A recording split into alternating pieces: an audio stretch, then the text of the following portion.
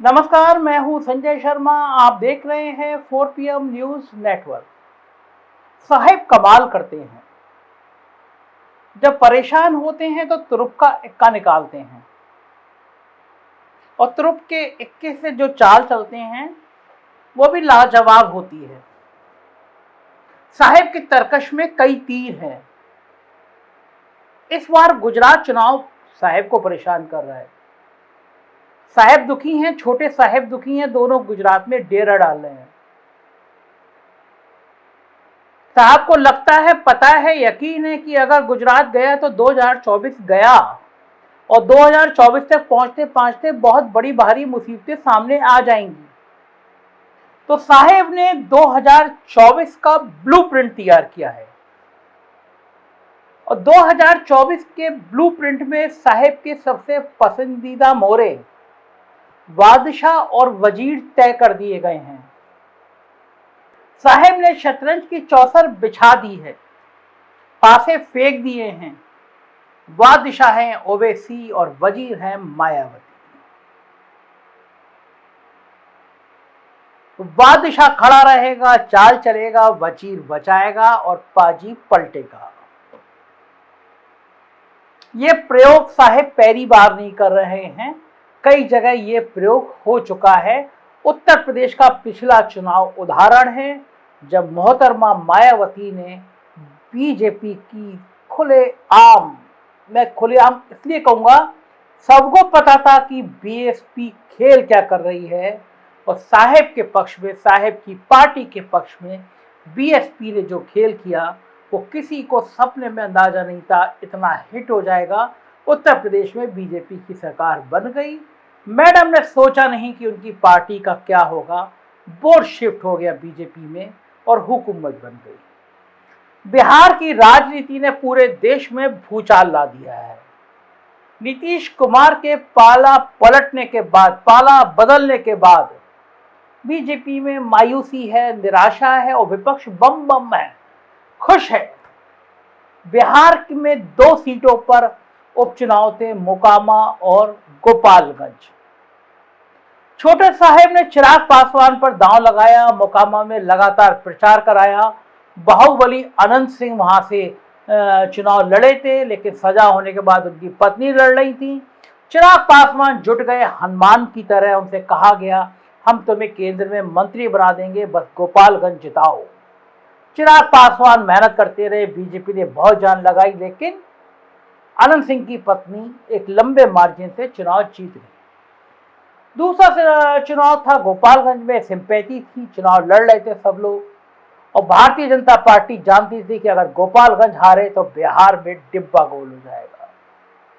जो हालात बन रहे थे वो गोपालगंज का चुनाव आसान नहीं था, फंस गया था। लेकिन फिर यहाँ बादशाह और वजीर उतरे। बादशाह ने कहा हजूर हम हैं और वजीर ने कहा हजूर हम भी हैं।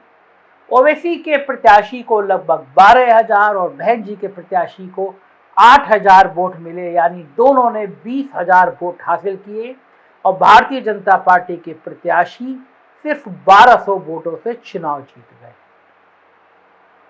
अगर ओवैसी और मायावती जी के प्रत्याशी जोड़ दो तो 20,000, जीत का अंतर सिर्फ 1200। तो ये बादशाह और वजीर का प्लान अब देश भर में बनाया जा रहा है। ओवैसी साहब ने कह दिया कि हम गुजरात में भी लड़ेंगे, हम कर्नाटक में भी लड़ेंगे, हम मध्य प्रदेश में भी लड़ेंगे और हम राजस्थान में भी लड़ेंगे। बिहार में ओवैसी साहब पहले लड़े, काफी सारी संख्या में सीटें ओवैसी साहब के प्रत्याशियों की बदौलत बीजेपी ने जीती। बीजेपी भी नमक का हक अदा करती है। जब हैदराबाद म्युनिसिपैलिटी कॉर्पोरेशन के चुनाव होते हैं, छोटे से चुनाव होते हैं, तो गृह मंत्री अमित शाह जाते हैं, उत्तर प्रदेश के मुख्यमंत्री योगी आदित्यनाथ जाते हैं। मतलब हैदराबाद म्युनिसिपल कॉर्पोरेशन का चुनाव इतना बड़ा बना दिया जाता है कि अंतर्राष्ट्रीय स्तर पर उसकी गूंज होने लगती है कि म्युनिसिपल कॉर्पोरेशन का चुनाव जिताने के लिए बीजेपी को दिल्ली से अमित शाह और योगी आदित्यनाथ आए हैं। सबसे बड़ा ओवैसी को दुश्मन बनाते हैं। वो कहते हैं कि ओवैसी बहुत खलनायक हैं और यही नायक और खलनायक का खेल चाहते हैं टीवी चैनल गोदी मीडिया दिखाता रहे। वो तो कहते हैं हजूर जो तुमको पसंद हम वही बात करेंगे। टीवी चैनल दिन भर ओवैसी को दिखाते हैं, मुस्लिम वोटों का बंटवारा होता है और बीजेपी की बल्ले बल्ले होती है। अब यह प्लान किसी से छुपा नहीं। साहब जानते हैं कि गुजरात में हालत पतली है। लोग मान रहे थे आम आदमी पार्टी सिर्फ कांग्रेस के वोट काटेगी, लेकिन ऐसा नहीं हो रहा।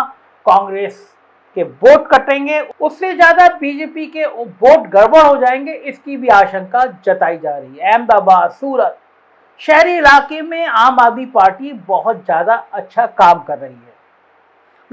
लोग अट्रैक्ट हो रहे हैं। मुफ्त बिजली, मुफ्त पानी, और ये शहरी वोट है, ये बीजेपी का वोट है।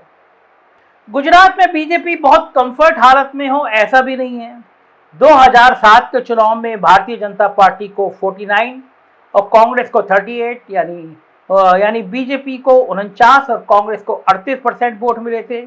2012 में फिर बीजेपी का 1% वोट कम हुआ 48 और कांग्रेस का 1% बढ़ा 39। 2017 में फिर 2007 जैसी स्थिति, बीजेपी 49 और कांग्रेस 41, यानी बीजेपी का जो वोट है वो 48-49 के आसपास स्थिर है। और 2007 के बाद से कांग्रेस अपना 2-3% वोट बढ़ा रही है, पहले 38, फिर 39 और फिर 41। अगर आम आदमी पार्टी 4-5% वोट लेती है और वो वोट अगर बीजेपी का होता है तो इस बार हालात बदल जाएंगे। बहुत ज्यादा सीटों में भी अंतर नहीं है। 99 सीटें बीजेपी की थी और कांग्रेस की 77 सीटें थी। सूरत एक तरफा सारी सीटें सूरत बीजेपी जीत गई थी। अगर 10 सीटें गड़बड़ाई थी तो सरकार कांग्रेस की बन जाती। गुजरात मतलब 2024 का सर्टिफिकेट, गुजरात मतलब सरकार की चाबी। गुजरात के नाम से साहिब की कपकपी चढ़ रही। यही कारण है कि महाराष्ट्र के बड़े से बड़े उद्योग, हजारों करोड़ के उद्योग उठा के गुजरात में भेज दिए गए। महाराष्ट्र में नाराजगी है। हजारों लाखों नौकरियां जो महाराष्ट्र के लोगों को मिलती, वो उद्योग चले गए तो नौकरियां खत्म हो गई। यही कारण है कि जब अंधेरी ईस्ट का चुनाव हुआ तो बीजेपी और शिंदे गुट की इतनी हिम्मत ही नहीं पड़ी कि वो अपना प्रत्याशी उतार सके। वह नया तरकीब की। बीजेपी के और शिंदे के ग्रोह ने कहा कि वहां पे नोटा में वोट डाल दो। उद्धव का कैंडिडेट जीता और सेकंड नंबर पे नोटा रहा। 12,000 वोट नोटा को मिले। उद्धव ठाकरे ने कहा अगर बीजेपी लड़ती तो उसको भी 12,000 वोट मिलते। लोग नाराज हैं। आप देखिए महाराष्ट्र के हालात क्या हैं। भारतीय जनता पार्टी अपना कैंडिडेट उतारने की हिम्मत नहीं कर सकी। ये साहब को समझ आ रहा है बहुत ज्यादा सीटें हैं, उत्तर प्रदेश के बाद सबसे ज्यादा सीटें हैं और ये 2024 में महाराष्ट्र गले में अटकने वाला है। तेलंगाना से बहुत उम्मीद थी। कांग्रेस के प्रत्याशी थे, पहले विधायक रह चुके थे, जयपाल रेड्डी। बताया जाता है कि हजारों करोड़ के आदमी हैं, ईडी का नोटिस पहुंचता है, पसीने आ जाते हैं, तुरंत कांग्रेस छोड़ के बीजेपी ज्वाइन करते हैं, उपचुनाव होता है लेकिन हार जाते हैं। तोड़ो अभियान, फिर जोड़ो अभियान, लेकिन फिर भी हार जाते हैं। तो जाहिर है ऐसी स्थितियों में, ऐसे हालातों में साहब का ब्लूप्रिंट है कि फिर वह ओबीसी को तैयार किया जाए। उत्तर प्रदेश में भी लोकसभा की सभी सीटों पर ओबीसी को लड़ाया जाए। बहन जी को सीबीआई और ईडी का डर दिखाया जाए। कैंडिडेट की लिस्ट अमित शाह तय करें। कौन सा कैंडिडेट ऐसा होगा जो मुस्लिम मतदाताओं को विभाजित कर देगा। मुस्लिमों को संदेश दिया जाए कि बहन जी के साथ आओगे तो ज़्यादा फायदा है। अगर ये बिखराव नहीं होगा, ये टकराव नहीं होगा तो जाहिर है मुस्लिम मत एक मुश्त पड़ेंगे और ये साहब और छोटे साहब के लिए परेशानी पैदा हो जाएगा। तो राजा चाहता है कि वजीर और वो मिलकर हुकूमत फिर बनाएं, 2024 में फिर सल्तनत हासिल करें। होगा क्या, हम बताते रहेंगे। देखते ही रहिए 4 PM न्यूज़ नेटवर्क। यही चैनल है जो सच बोलेगा। उत्तर प्रदेश की खबरें देखनी हो तो 4 PM यूपी और बिहार की खबरें देखनी हो तो 4 PM बिहार जरूर सब्सक्राइब करिएगा। शुक्रिया, थैंक यू।